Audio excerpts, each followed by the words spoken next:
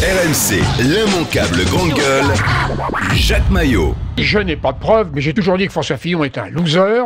Encore une illustration, je persiste et je signe.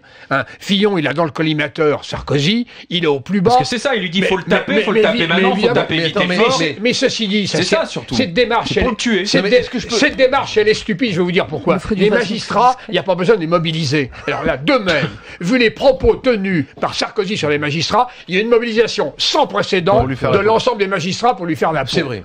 Il y a besoin d'aucune intervention. C'est pour ça que ça provient que c'est stupide. Oui, mais Fillon trouvait que ça allait pas assez vite. C'est ça, parce qu'il dit faut le taper. Non, mais Jacques, les propos de Fillon, je vais vous dire pourquoi il a fait cette démarche. Il y a quelque chose de très intéressant dans le JDD. Lorsque les journalistes bossent positivement, Laurent Valdiquet, en fait, quand il a appris le résultat de la consultation qui avait été faite à Bercy, lorsque M. Bruno Bézard, directeur général des finances publiques, avant d'encaisser les 2 chèques des pénalités, a dit que de toute façon c'était tout à fait conforme au droit et qu'il n'y avait rien de choquant. D'ailleurs, je rappelle, lorsque Juppé était condamné par le RPR, c'est le RPR qui a payé. Lorsque Chirac était condamné, Chirac il paye jamais, il a la retraite la plus forte de France, on s'est bien connu. Bernadette Chirac a dû faire une petite partie du chèque, elle en est malade encore. De ce côté-là. Donc, de ce côté-là, et par contre, Maître Sureau, qui est l'avocat de Fillon, a été consulté par Fillon, et Fillon dit le contraire.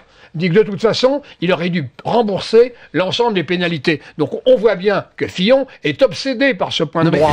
RMC, l'immanquable grande gueule.